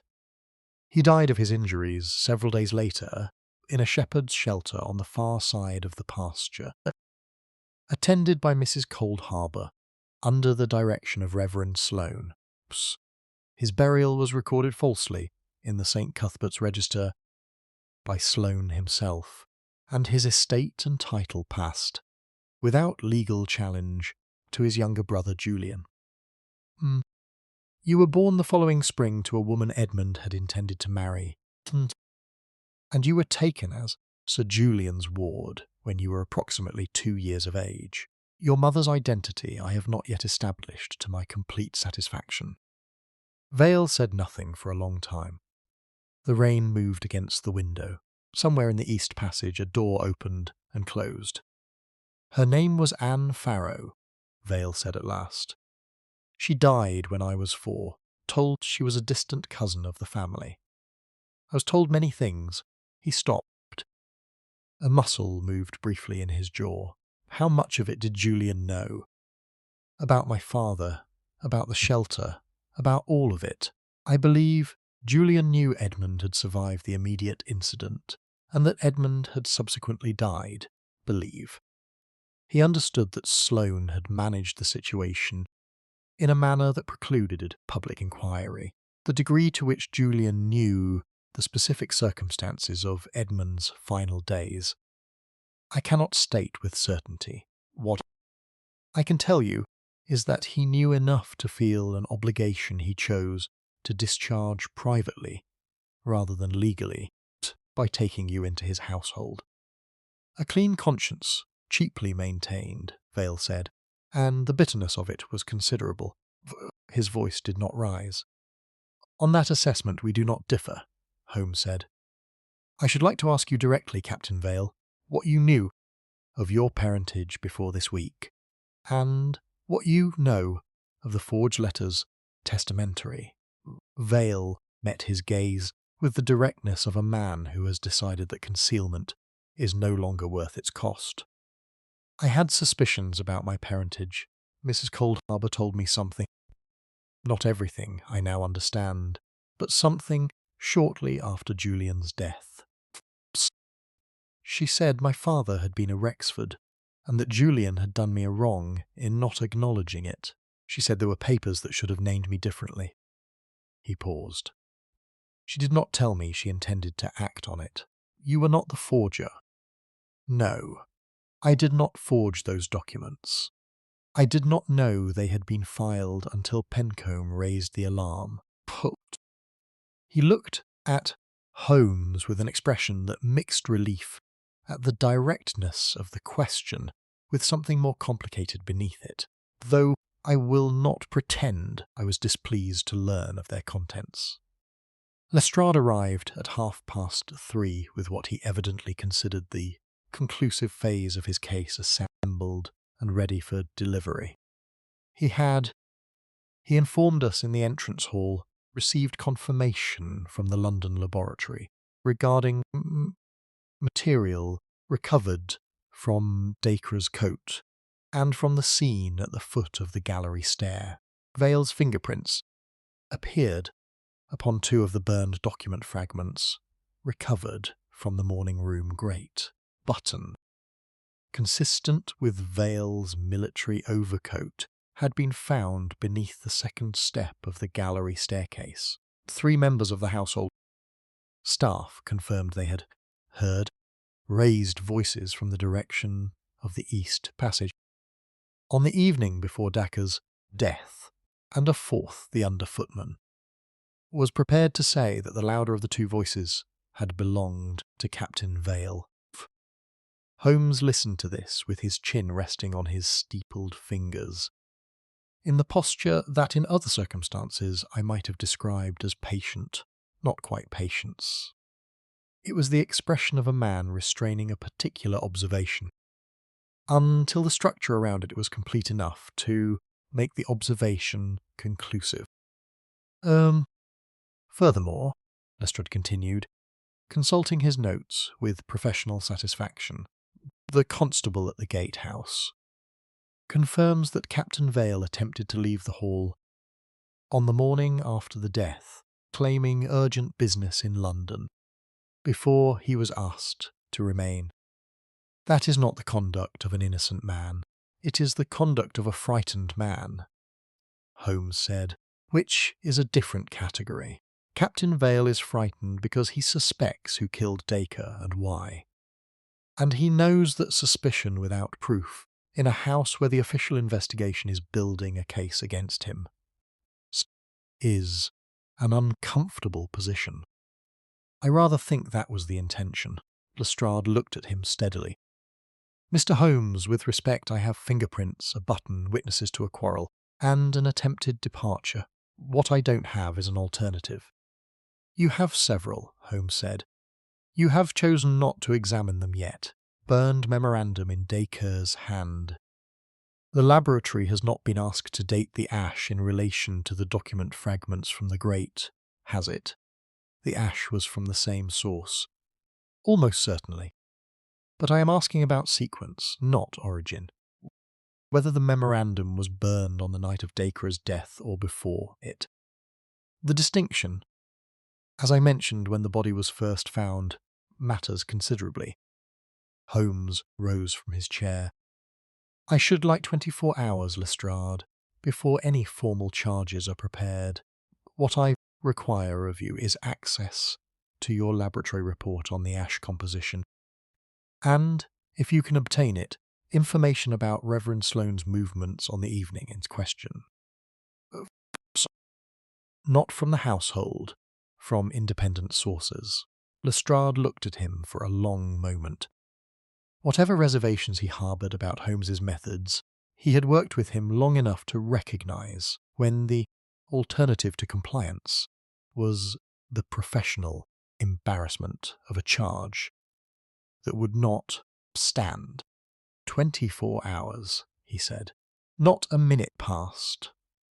After Lestrade had withdrawn, Holmes and I stood in the entrance hall. From above us came the sound of movement on the gallery, slow, measured footsteps that I recognised, after a moment's attention, as Sloane's. He was walking the length of the upper gallery alone, back and forth, in the manner of a man for whom stillness had become untenable. Holmes listened without speaking. Then he said, very quietly, as though thinking aloud rather than addressing me, "He has been walking that gallery every evening since we arrived, not from insomnia, Watson. From something closer to rehearsal." I looked at him. Rehearsal for what? For the conversation he intends to have when he has decided he is ready for it. Holmes turned toward the staircase. Psst. He is not quite ready yet, but I think by tomorrow he will have resolved whatever remains to be resolved, and then we shall not need to seek him out. He went upstairs without further word. I remained in the hall a moment longer, listening to the even tread above. back and forth, back and forth. And the rain beyond the walls, and the particular silence of a house in which too many truths had been kept too long in adjacent rooms. The fingerprints on the burned fragments troubled me through dinner and beyond. I sat with them in my mind, as I sat with my coffee in the small study, turning them as Holmes turns a problem, which is to say imperfectly, and with the awareness of my own limitations. Vale's hands upon those documents proved contact, not guilt. A man might touch papers in his own house, for any number of reasons, or touch them because he had been shown them, or been given them, or because he had recognized in them something that his whole life had prepared him to recognize. I was still working at the thought, when Holmes appeared in the doorway, his coat on, his expression carrying a freshness of purpose that the hour, approaching 10 o'clock, did not on the face of it justify. "Come, Watson," he said, "bring your coat. I have one experiment to conduct before morning, and I should prefer a witness. Miss—" He was already at the foot of the gallery staircase, when I caught him up, standing at the precise point where Dacre's body had been found, looking upward with the focused attention of a man solving an equation by eye. "One crucial assumption in Lestrade's theory," he said, almost to himself, "is physically impossible.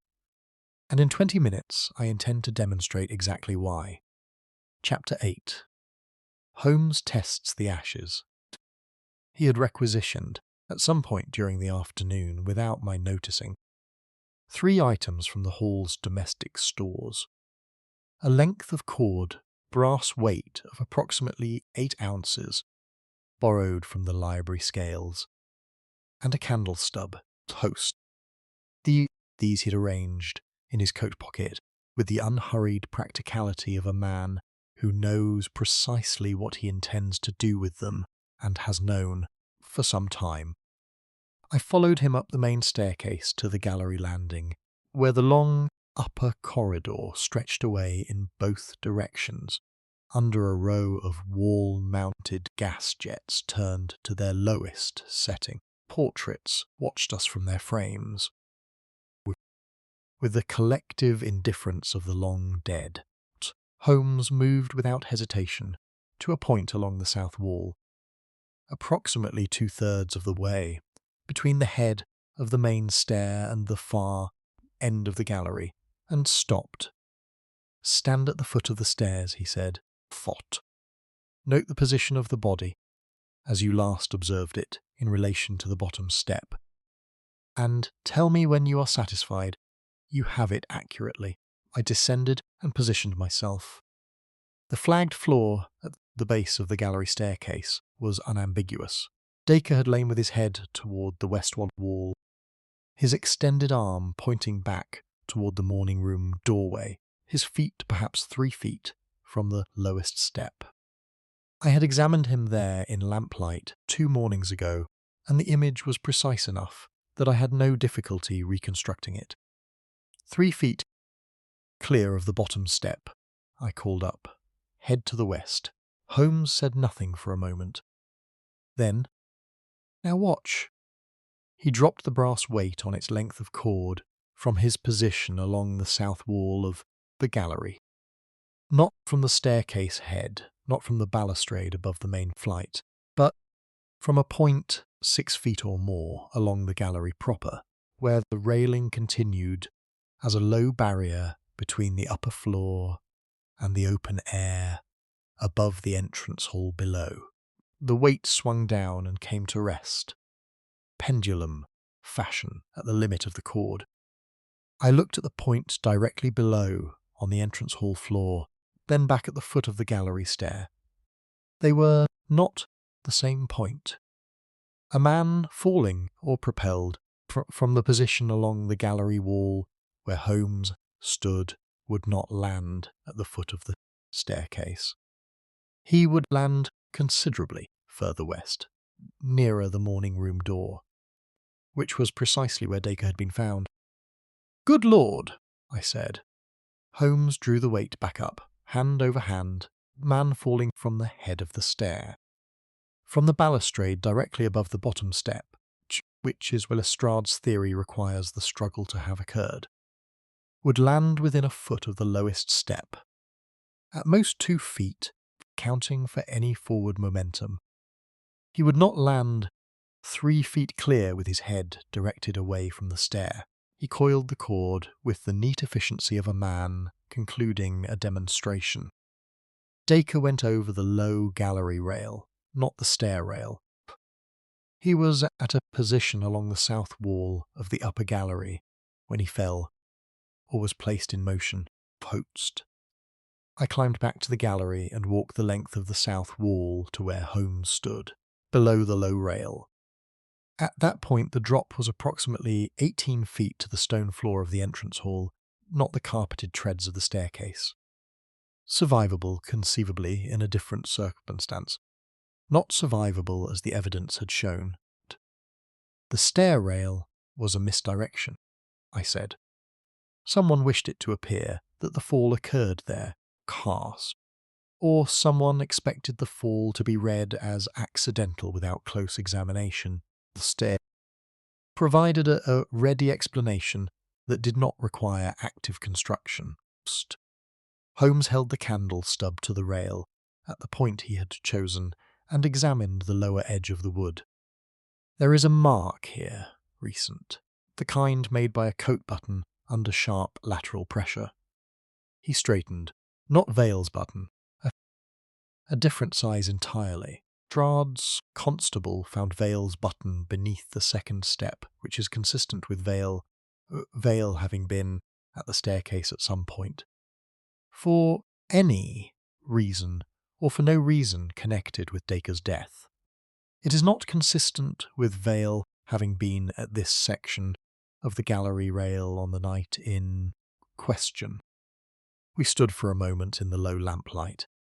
The house had settled into its late-night quiet, kind that is not silence, so much as the accumulated smallness of distant sounds. A door, a coal settling, the movement of the wind around an old gable. The memorandum, I said. You told Lestrade the question of timing was essential. It is.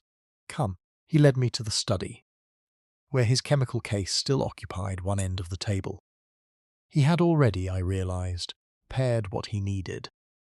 A small quantity of ash set upon a white porcelain dish, and beside it 2 further quantities, each labelled in his precise hand with dates and sources. This is ash, from the morning room, grate, recovered on the morning of the discovery. He indicated the first dish. This is ash I produced this afternoon by burning an identical grade of legal parchment and allowing it to cool for 6 hours. The second. And this is ash produced from the same parchment, burned 4 days ago, sealed in a glass jar and opened this evening. Third. The differences, once he had arranged them under the lamp with the small magnifying glass available from the desk, were not dramatic, but they were definite. The oldest ash had undergone a further degree of carbon oxidation at its finest particles, and had settled into a denser compaction, from which it did not readily separate.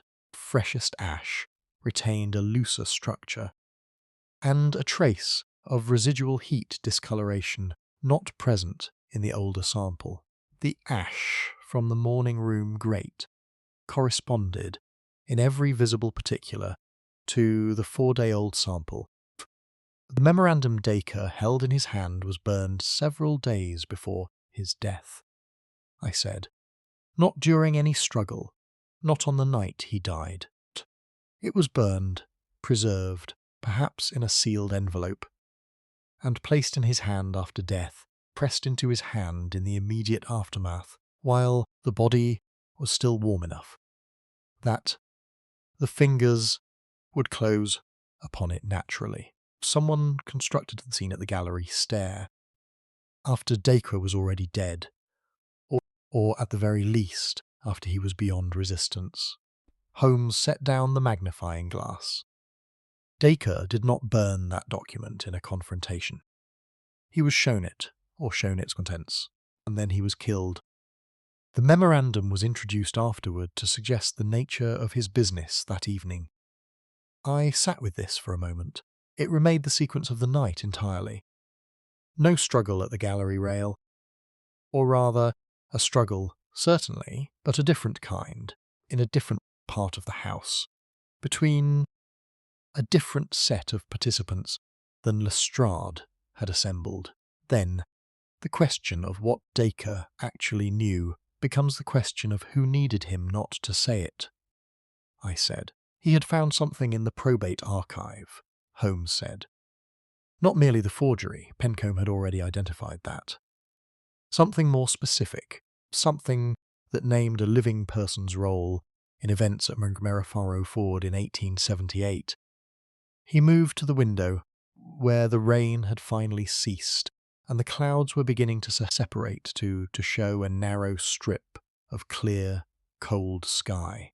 Forged letters testamentary were an act of conscience. Watson, however irregular the method.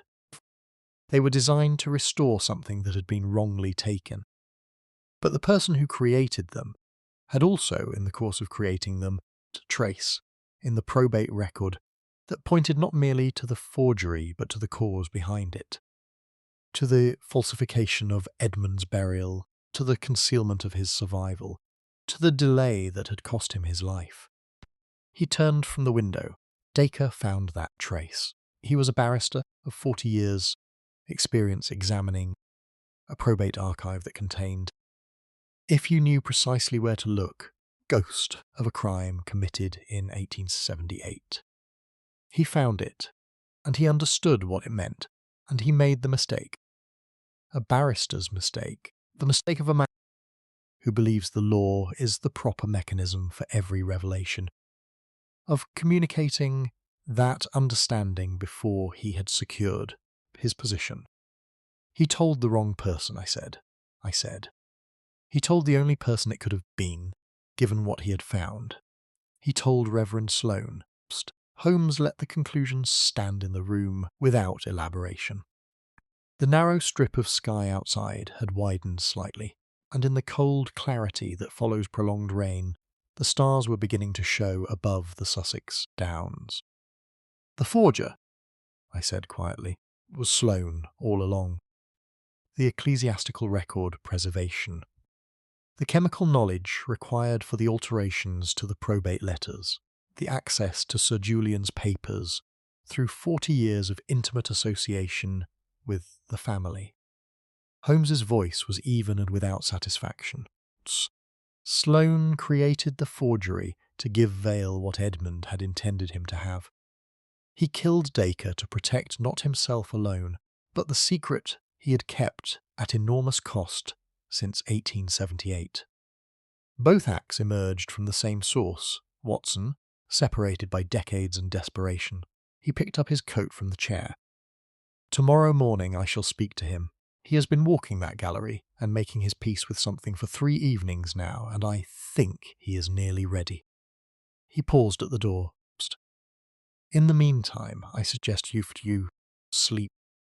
You have the look of a man who has been carrying a weight that was not his to carry, and it will not serve you tomorrow. I did sleep, though not immediately. I lay in the dark of the old house, thinking of Reverend Matthew Sloane walking the upper gallery above me. Back and forth in the low gaslight, 40 years of accumulated guilt. And one final, violent act that had broken whatever remaining equilibrium he had managed to construct. Not a wicked man, I thought. Not even in the ordinary sense, a calculating one. A man who had made a decision under pressure in 1878, and spent the rest of his life paying for it in the only currency available to him, which was silence. Whether that absolved him of anything I could not determine. I suspected Holmes would say it was not the relevant question. I fell asleep to the sound of the wind returning across the downs, and did not dream. Chapter 9. The Weight of Old Sins. Morning came in clear and cold. The sky washed to a pale winter blue by the night's rain. parkland beyond the library windows, glittering with frost along its lower margins, dressed early, and found Holmes already at the breakfast table, though his plate was untouched and his attention fixed upon the middle distance in a manner that suggested the food had been placed before him by Mrs. Hudson's equivalent here, and ignored without consciousness of its arrival. He looked up when I sat down. "Sloane is in the library," he said. He went in at 7:30 and asked Miss Rexford not to be disturbed. She came to tell me at once, which I take as a measure of how much she has understood without being told. I poured my coffee. "Is he expecting you?" "I think he is expecting someone." Holmes set down his cup with the finality of a man concluding a preliminary. "Give me 20 minutes with him alone first, Watson. Then come in." I did not question this, though the 20 minutes were not comfortable ones. I sat in the small study, with my coffee cooling beside me, listening to the quiet of the house. The household appeared to have absorbed some foreknowledge of the morning's character. There were no footsteps in the east passage, sound of the domestic routine that ordinarily filled these hours. Even Mrs. Coldharbour's presence, usually audible as a steady background of purposeful movement, had stilled. When I entered the library at Holmes's word, brought by a brief knock upon the study door, I found a scene of considerable restraint. Sloane sat in the large chair before the cold fireplace, bright but exhausted, his clerical collar very white against the grey of his face. Holmes stood at the window with his back half-turned, posture I recognised as the one he adopted when he wished to reduce the pressure of his attention upon a witness, without actually withdrawing it. Between them, on the library table, lay the items Holmes had arranged the previous morning: the documents, the notes, the oilskin case, and Edmund's diary, open at the centre. Sloane looked at me as I entered without surprise, without particular expression at all. Disgust. He had the settled emptiness of a man who has passed through some inner crisis during the night and come out the other side into a territory where familiar responses no longer applied. "Dr. Watson," he said, as though identifying something at a distance. I took a chair to one side of the fireplace and said nothing. Holmes turned from the window and came to stand near the table. "Pard. I am not going to ask you to confirm what I already know to be true," Holmes said. "I am going to tell you what happened, and I am going to ask you to correct me where I am wrong. That is all." Sloane inclined his head by perhaps a fraction of an inch. "In 1878, Holmes began. Edmund Rexford came to Blackthorn Hall to confront his brother Julian over the diversion of funds from their father's family trust. Confrontation moved to Merrow Ford. I believe at Julian's suggestion, away from the house and witnesses, and Edmund was severely injured, whether Julian struck him, or Edmund fell upon the stones, or some combination of both, cannot determine from the available evidence, and I do not need to." Sloane's hands lay open in his lap. He did not move them. Edmund, injured and unable to return to the house, was found by Mrs. Coldharbour, who was loyal to the whole family, and not to Julian's interests specifically. She came to you. You were Edmund's friend before you were Julian's. You had been at Merrow since 1874, and Edmund had known you from his youth. Holmes paused. You made the decision to conceal Edmund in the shelter at the edge of the pasture, rather than bring him to the house, because Edmund himself asked you to. He did not want Julian prosecuted. He wanted time. Time to recover, time to think, time to decide what restitution he would demand on his own terms. "He was always," Sloane said, and stopped. He began again with visible effort. He was always more generous than the situation warranted. "You tended him," Mrs. Coldharbour assisted. "The injury was to the head, and to the chest, and it was more severe than either of you initially understood. Over several days, it became apparent that Edmund was not improving as you had hoped. Physician would have offered the only remaining chance.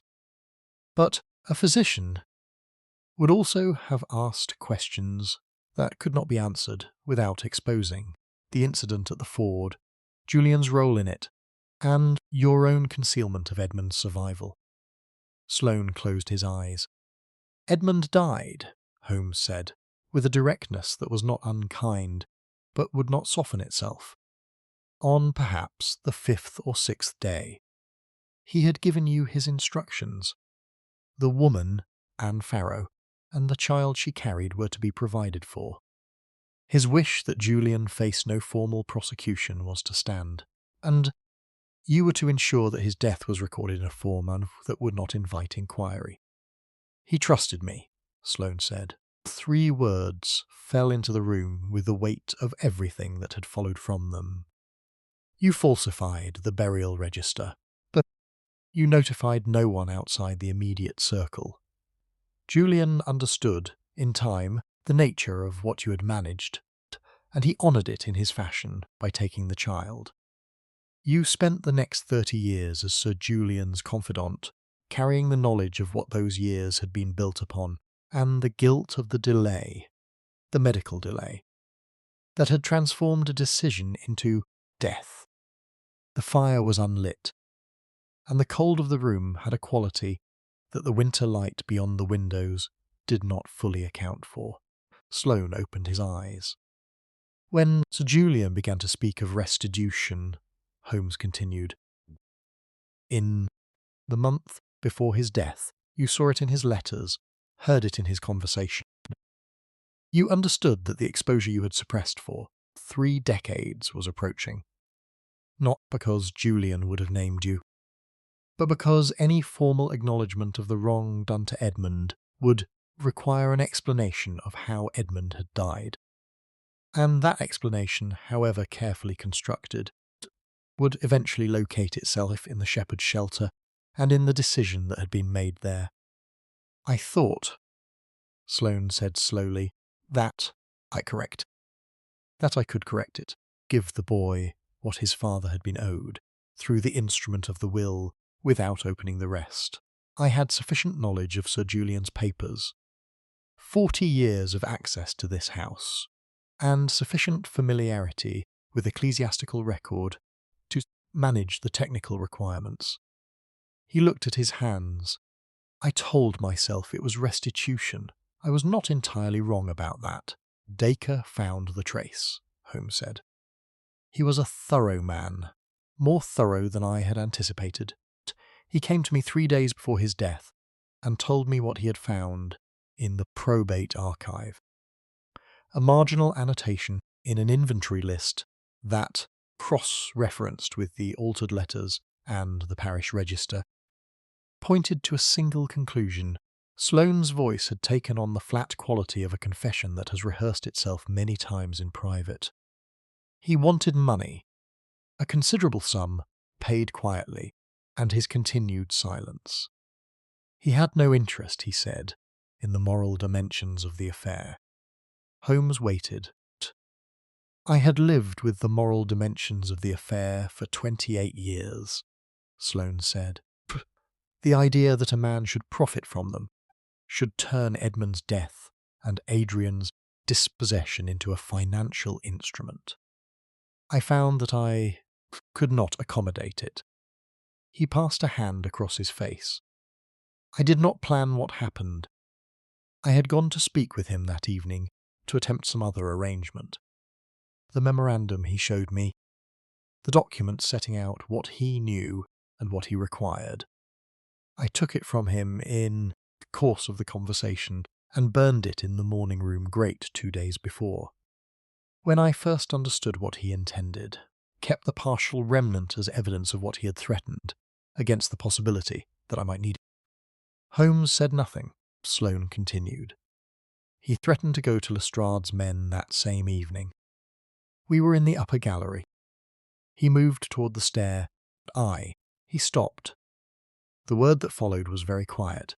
I could not permit it. Not for my own sake, or not only. Adrian would have lost everything a second time.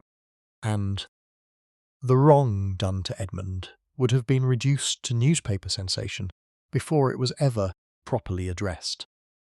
The room held the silence that follows a completed account.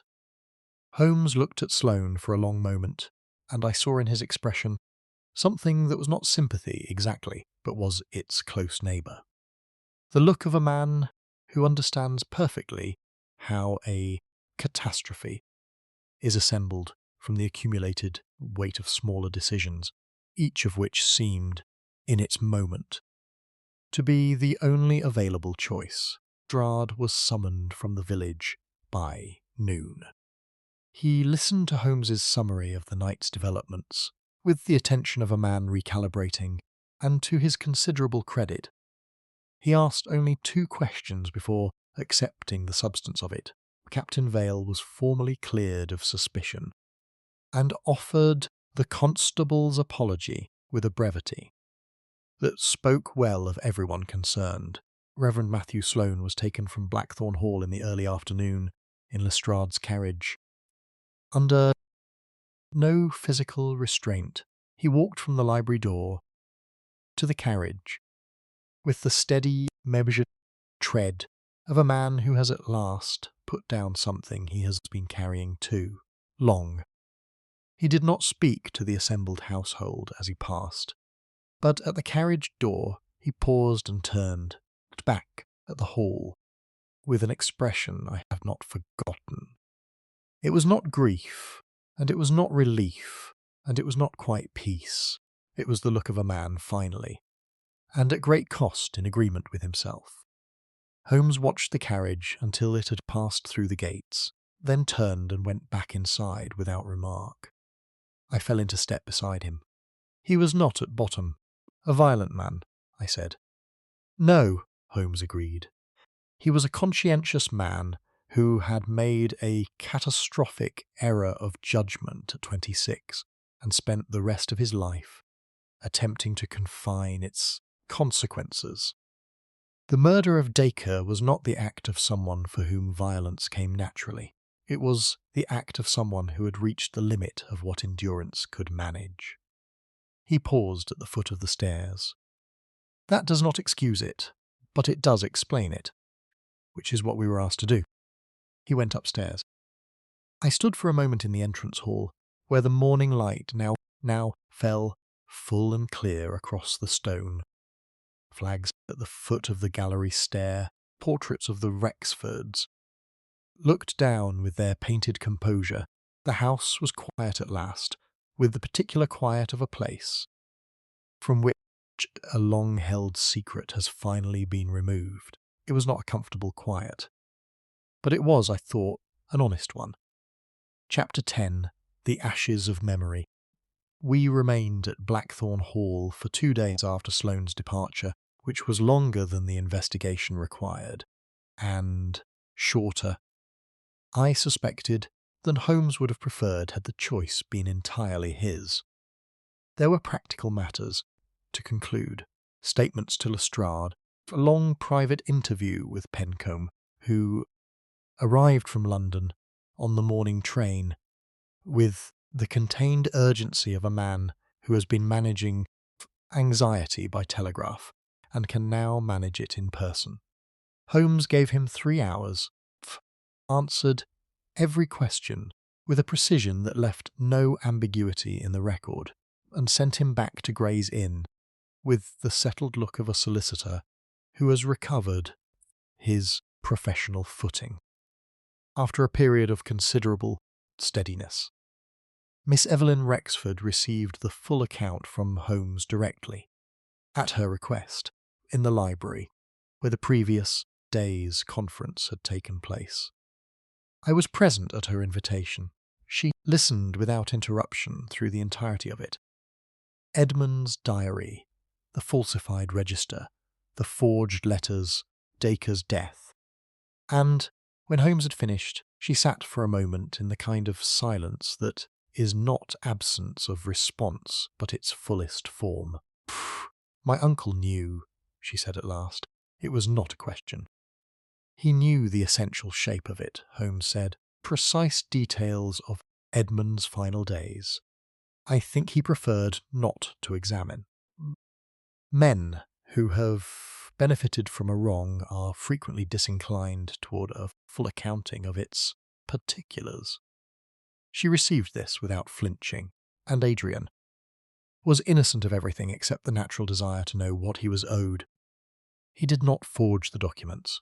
He did not know what Sloane had done.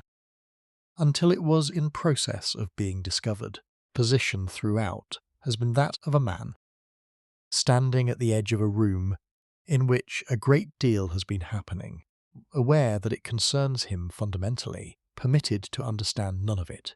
She looked at the fire. He should have been told years ago. By Julian, by Sloane, by Mrs. Coldharbour, by anyone. He should, Holmes agreed simply. He was not. Captain Adrian Vale came to find me that final afternoon, which I had not anticipated.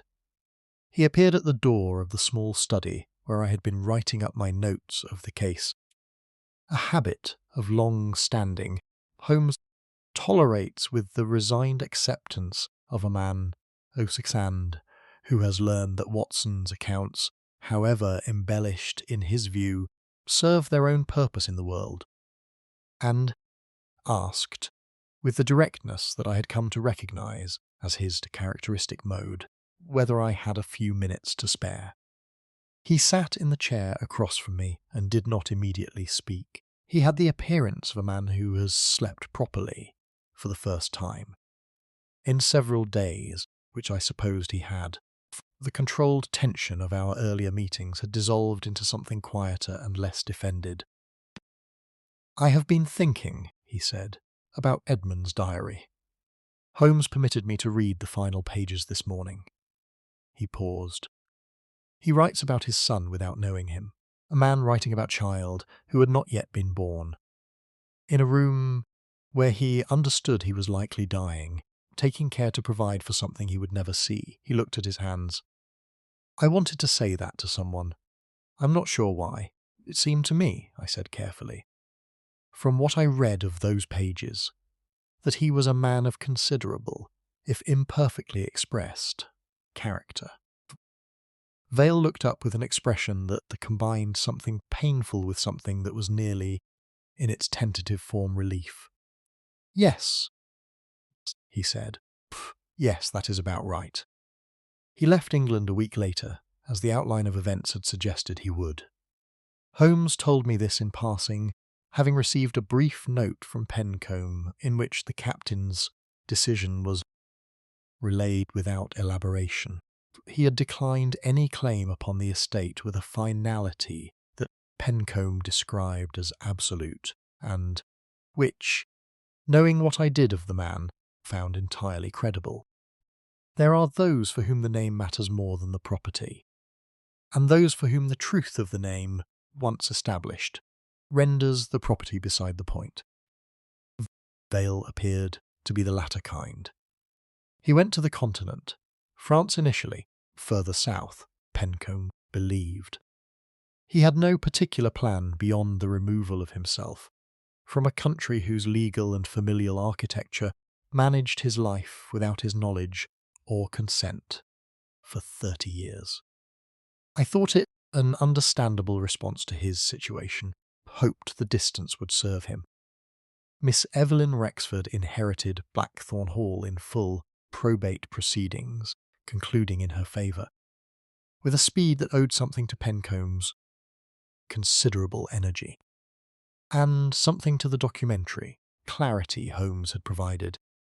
She wrote to me some months later, a letter of genuine warmth and intelligence, characteristically direct, to say that she had arranged for a memorial to Edmund Rexford in the church at Merrow, plain stone tablet acknowledging him as the eldest son of the family, with his correct dates, in the register that had for so long misrepresented them. She had also, she wrote, commissioned a nameplate for the portrait in the upper gallery, the young man in the confident pose of the 1870s, whose identity had gone unmarked for nearly 3 decades. It seemed to me, reading her letter by the fire at Baker Street on a January evening, precisely the right response to an inheritance built upon concealment, not erasure, not sensation, but acknowledgement. Quiet, permanent and late, Reverend Matthew Sloane died in the spring, some 4 months after Lestrade had conveyed him from Blackthorn Hall. He had been awaiting trial, in indifferent health, even before the events of November, and the weight of the proceedings appears to have settled the matter that age and when conscience had been working toward for some time. He left behind a written statement produced in the weeks between his arrest and his death, which his solicitor provided to the court, and a copy of which Pencombe, with characteristic thoroughness, forwarded to Holmes. I read it in one sitting. It was not a legal document in its texture, not the formal language of a deposition, but something closer to the private account a man writes, when he has at last relinquished the effort of managing his own history. He described the evening at Mirrorford, Edmund's injuries, the decision to conceal him, the slow, terrible days in the shepherd's shelter, Ford, and the moment when he had understood that Edmund was dying and that the medical aid he had withheld to protect the secret could no longer make any difference. He wrote of the decades that followed with the bleak precision of a man cataloguing a sentence served. He acknowledged the murder of Dacre without diminution and without excessive self-exculpation, noting only that he had not gone to that meeting intending violence, and that he recognized the inadequacy of the distinction. The final sentence of the statement read, "I have spent a lifetime built upon silence, and I find at its conclusion that silence is a very poor material from which to construct anything of lasting value." Holmes read it after me, and set it down without comment. That in itself was a kind of comment. We returned to Baker Street on a Wednesday in early December, in time for the first proper cold of the season, which arrived that evening as a hard frost that silvered the pavement below our windows, and encouraged Mrs. Hudson to bank the fire in the sitting-room to a height that made the room by 9 o'clock almost unreasonably comfortable. Holmes had retrieved his violin from its case upon our return, which was a reliable sign that a case had been closed to his satisfaction. He played for the better part of an hour. Not the fierce structured pieces he attacked when he was restless, but something slower and more exploratory. The kind of playing that suggested he was thinking through something, rather than driving it away. I had been writing for some time when he set the violin across his knees and looked at the fire. "The particular cruelty of this case," he said, no particular preamble, "lay not in the murder, which was the act of a desperate hour, nor in the forgery, which was the act of a guilty conscience seeking resolution. It lay in the original decision, Sloane's decision in 1878, which was made from the host, best available combination of loyalty, respect for Edmund's wishes, and the very human preference for a difficult situation to remain concealed, rather than become impossible. I set down my pen, and all that followed from that one decision. 3 lives shaped by it, family title misdirected, an inheritance built on a fraud that was itself built on a concealment, a child who grew to a man without his own name." He looked at the fire for another moment. "The interesting cases, Watson, are rarely interesting because of the crime. Const. They are interesting because of the distance between the original wrong and its eventual consequences. Time does extraordinary things to a mistake. It compounds it, conceals it." He picked up the violin again and drew the bow once, lightly, across the strings. presents it for settlement with interest. Outside, Baker Street lay quiet under its frost. Gas lamps, throwing their familiar amber intervals along the pavement. The city, conducting its 10,000 simultaneous businesses with the cheerful indifference to any individual drama that is London's particular character. Upstairs, somewhere above the street, the fire settled in the grate, and Holmes played on into the winter evening, and I returned to my writing. And the case of the forged letters testamentary passed by degrees from present to past, from inquiry to record, from the thing we had lived to the thing we would remember. How memory works upon such things I have often considered. It smooths certain edges and sharpens others. It keeps some details with perfect fidelity, the weight of Edmund's diary in my hands, the sound of Sloane's footsteps on the upper gallery, the frost on the Blackthorn Hall gateposts, on the morning we departed, and releases others to general impression that retains shape without particulars. What persists?